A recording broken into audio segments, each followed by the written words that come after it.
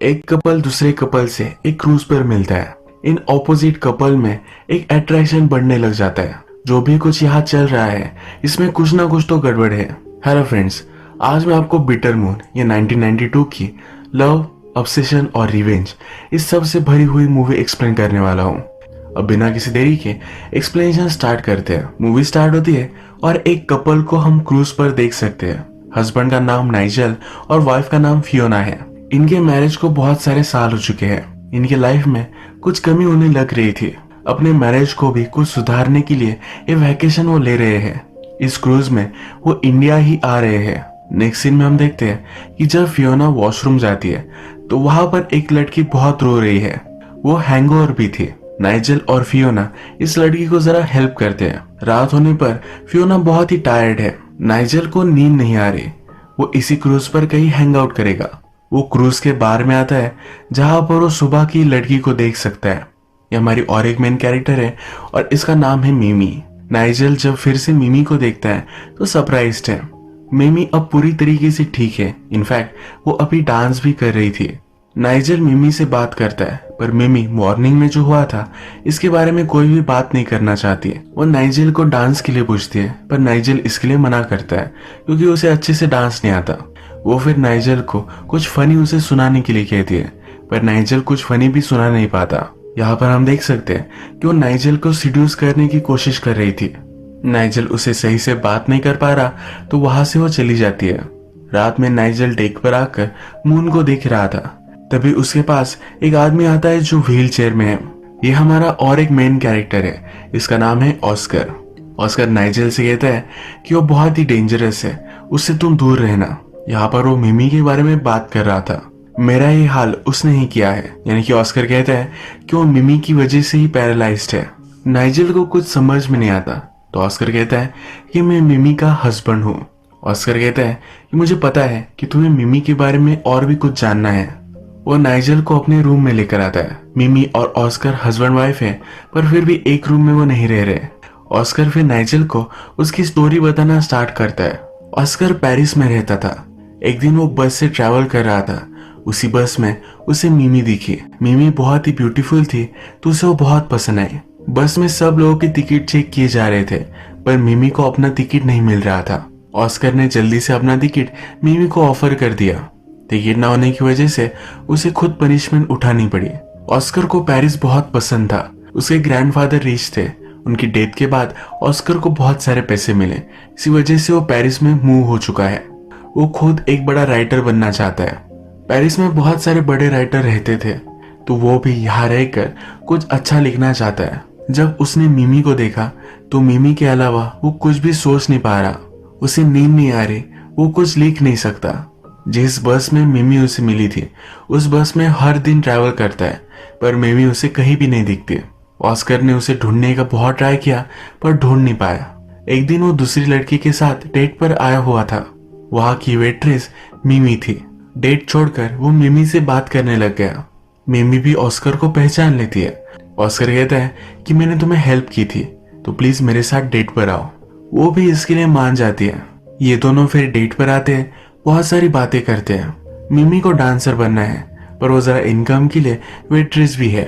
ये रात भर मजे करते हुए पेरिस में घूमते हैं। इनकी डेट खत्म ही नहीं होती और सुबह आती है। ऑस्कर मिमी से कहता है कि मैं तुम्हें हर जगह ढूंढ रहा था, क्या तुम्हें लगा था कि तुम मुझसे फिर से मिलोगी? मिमी कहती है कि हाँ। अपनी पर्स में से एक नोटबुक निकालती है। इस नोटबुक में ऑस्कर ने उसे जो टिकट दिया था ये रखा हुआ है। यानी कि सिर्फ ऑस्कर को ही मिमी अच्छी लगी थी ऐसा नहीं था। मिमी को भी ऑस्कर बहुत पसंद आया था। थोड़ी देर में वो ऑस्कर के अपार्टमेंट में आते हैं। ऑस्कर ब्रेकफास्ट बनाता है। वो फायर जलाते हैं। एक दूसरे के करीब आकर इंटीमेट हो जाते हैं। ऑस्कर हमसे कहता है कि इस वर्ल्ड में मैं सबसे लकी था। वो मिमी इतनी ब्यूटीफुल है ये बिलीव नहीं कर सकता था। उनकी डेट के बाद वो 3 दिन तक उनके अपार्टमेंट में ही रहे। ये फिर एक साथ ही रह रहे थे। डेट पर जाते थे, मजे करते थे। इनकी एक दूसरे के लिए डिजायर्स बढ़ती चली गई।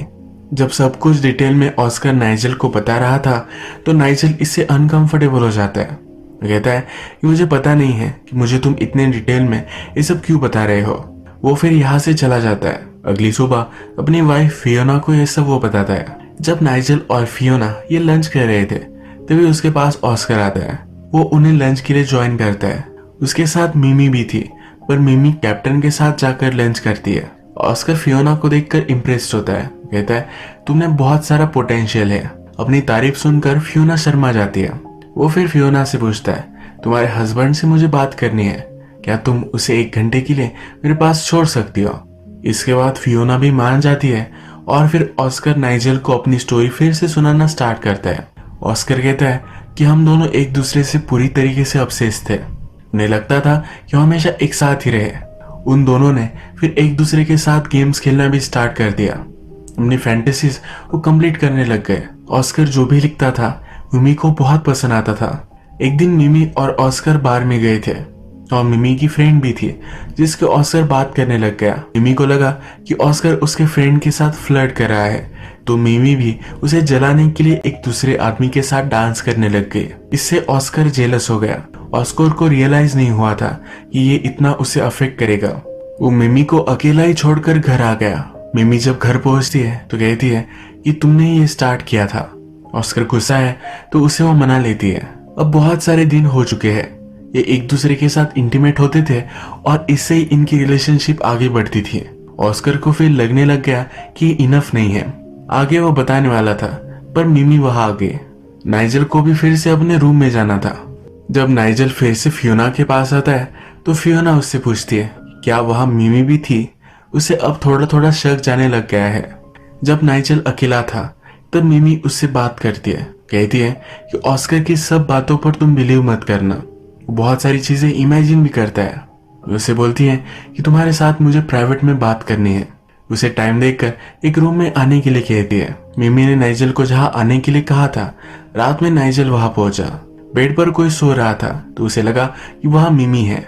उसने ब्लैंकेट निकाला तो वहां ऑस्कर था। नाइजल देखकर डिस्टर्ब हो गया। उससे कहता है यहाँ कोई गेम्स चल रहे हैं, ये सब क्या है। ऑस्कर कहता है कि मिमी चाहती कि तुम पूरी स्टोरी सुनो। स्टोरी सुनने के बाद ही तुम्हारे चांसेस उसके साथ अच्छे होंगे। नाइजल पूछता है कि तुम ये सब क्यों कर रहे हो।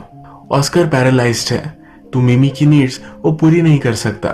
वो मिमी के लिए सही आदमी ढूंढने के लिए उससे हेल्प करता है। अचानक से नेक्स्ट सेकंड में ऑस्कर कहता है कि ये सब जोक था, ज्यादा वरी मत करो।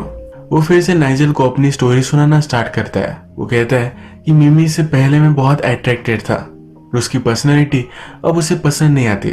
जो चीजें उसे पहले अच्छी लगती थी अब वो नहीं लगती। एक दिन सिटी में पब्लिशर आई हुई है। ऑस्कर उससे मिलने के लिए आता है। मिमी की वजह से उस पब्लिशर पर ड्रिंक गिर जाती है। ये मीटिंग यही खत्म होती है। ऑस्कर मिमी पर बहुत चिढ़ा हुआ है। वो कहता है कि मेरी बुक पब्लिश होने के चांसेस पहले ही बहुत ही कम है। मिमी बोलती है कि वो पब्लिशर तुमसे सही से बात नहीं कर रही थी। ऑस्कर इस पर और भी चिढ़ जाता है। कहता है कि तुम्हें मुझे हेल्प करने की कोई भी जरूरत नहीं थी। मैं लोगों के साथ कुछ भी करूं, तुम्हें इससे क्यों इतना फर्क पड़ता है। वो गुस्से गुस्से में कहता है कि मुझे और भी कोई मिल जाएगी। मिमी इस पर नाराज होकर अपने कपड़े वगैरह पैक कर कर वहां से जा रही थी। उसे लगा कि ऑस्कर उसे रोक लेगा, पर ऑस्कर उसे नहीं रोकता। वो रुक जाती है। ऑस्कर के पास आकर कहती है कि मैं तुमसे बहुत प्यार करती हूँ, मुझे इस तरह से जाने मत दो। मिमी बहुत ही पर्सुएसिव है तो ऑस्कर डायरेक्टली उससे ब्रेकअप भी नहीं कर पा रहा। ये दोनों हमेशा एक साथ ही रहते और ज्यादा कुछ फन भी कर नहीं सकते। ऑस्कर को अब लगने लग जाता है कि उसके आसपास सब लोग मजे कर रहे हैं, अपनी लाइफ जी रहे हैं, पर वो सही से जी नहीं पा रहा। इन दोनों में एक बार जोर की फाइट भी होती है। इसमें ऑस्कर मिमी को मारता है, पर मिमी फिर भी उसे छोड़कर नहीं जाना चाहती। एक बार ये दोनों डेट पर आए हुए थे। ऑस्कर मिमी को समझाता है चीजें कितनी भी अच्छी क्यों ना हो, वो कभी ना कभी एंड होने ही वाली है। हम दोनों एक दूसरे के लिए सही नहीं है। मिमी को कुछ भी समझ में नहीं आता तो ऑस्कर कहता है कि हम दोनों में रिलेशनशिप खराब हो जाए इससे पहले ही हमें ब्रेकअप कर लेना चाहिए। हमारी एक दूसरे के साथ अच्छी मेमोरीज है तो इन्हें ऐसे ही रहने देना चाहिए। मिमी भी समझ लेती है और वहां से चली जाती है। ऑस्कर अब सिंगल है तो उसे सही लगता है। वो पार्टीज में जाता है, मजे करता है। एक दिन जब वो पार्टी से घर पर आया तो मिमी उसके डोर स्टेप पर थी। वो रो रही है, गिड़गिड़ा रही है। वो कहती है कि मैं तुम्हारे बिना नहीं रह सकती, तुम्हें जो भी लगे वो तुम करो। तुम्हें अगर पार्टीज में जाना है तो पार्टीज में जाओ, किसी और के साथ तुम्हें सोना है तो तुम वो भी कर सकते हो, पर प्लीज मुझे तुम्हारे साथ रहने दो। ऑस्कर रियलाइज करता है कि मिमी इतनी आसानी से उसे नहीं छोड़ने वाली। वो अब और एक प्लान बनाता है। वो अब मिमी को इतना तंग करेगा कि वो खुद ऑस्कर को छोड़कर चली जाएगी। वो अपना प्लान स्टार्ट करता है। जब वो इंटीमेट होते हैं तो अलग लड़की का नाम लेता है। उससे वो कभी भी सही से पेश नहीं आता। मिमी पर भी इसका इफेक्ट आना स्टार्ट होता है। वो डिप्रेस रहने लग जाती है। वो अब अपना खुद का भी ख्याल नहीं रख रही। मिमी बहुत ट्राई करती है। ऑस्कर के लिए उसका फेवरेट फूड बनाती है। ऑस्कर इसे भी घटिया बोलता है। ऑस्कर उसे पार्टी में ले जाकर दूसरी लड़कियों से बात करता है, उसकी इंसल्ट करता है। एक दिन मिमी ऑस्कर से कहती है कि मैं प्रेग्नेंट हूँ। ये सुनकर ऑस्कर बहुत ही डर चुका है।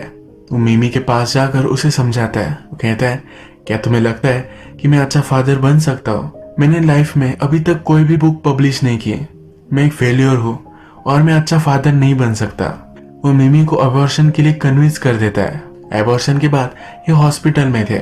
ऑस्कर मिमी से कहता है कि अब हमें एक वैकेशन पे चलना चाहिए। ये मायामी जा रहे हैं। प्लेन में ऑस्कर मिमी से कहता है कि मैं अपना लगेज रखने के लिए जा रहा हूँ। आगे जाकर पायलट के सामने वो उसका पेट दुख रहा है ये नाटक करता है। उसे वो नीचे उतार देते हैं और मिमी अकेली मायामी चली जाती है। इसी तरीके से ऑस्कर ने मिमी से पीछा छुड़वा लिया। अब फिर से नाइजल ऑस्कर को इंटरप्ट करता है।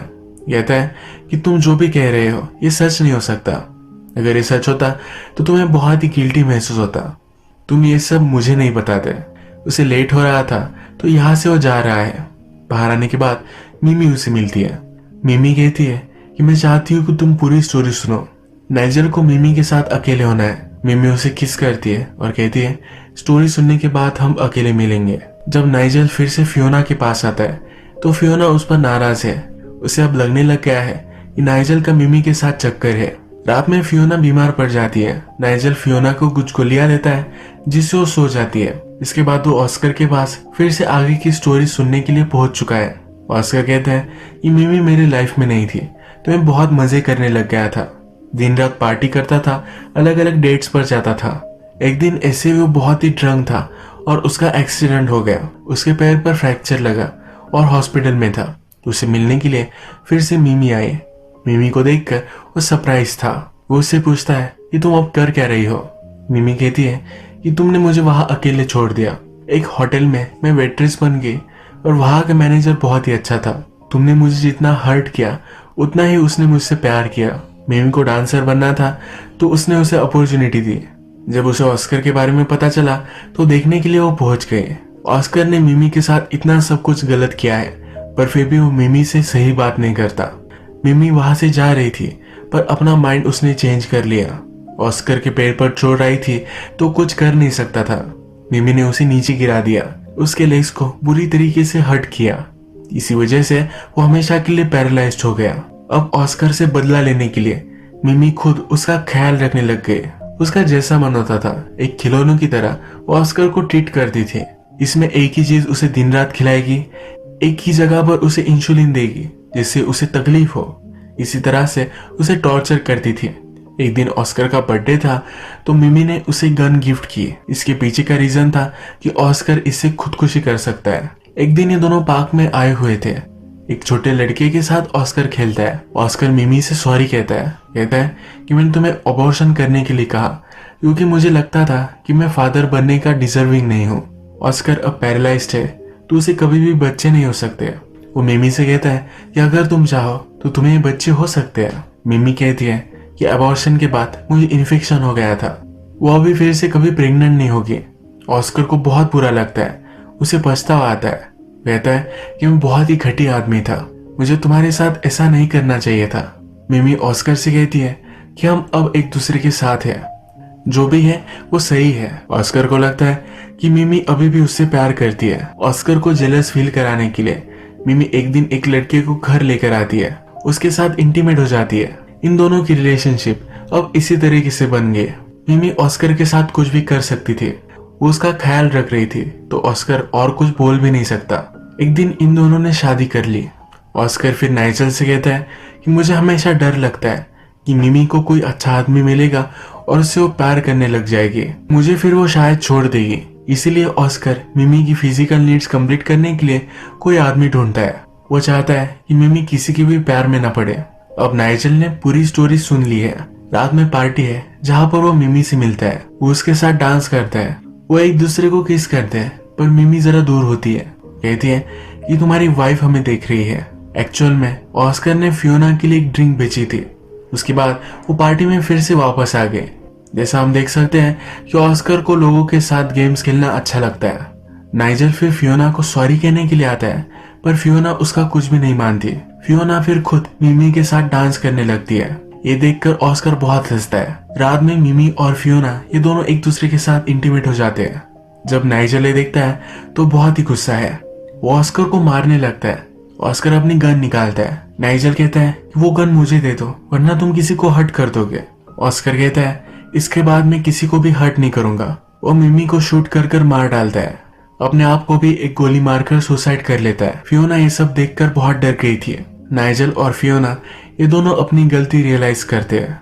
इन्होंने एक दूसरे को माफ कर दिया है। इसी तरीके से मूवी एंड हो जाती है। अगर हम इस मूवी में देखें तो ऑस्कर सिर्फ मिमी की बॉडी से प्यार करता था। मिमी ऑस्कर से सही से प्यार करने लग गई थी और कभी भी उसे छोड़ना नहीं चाहती थी।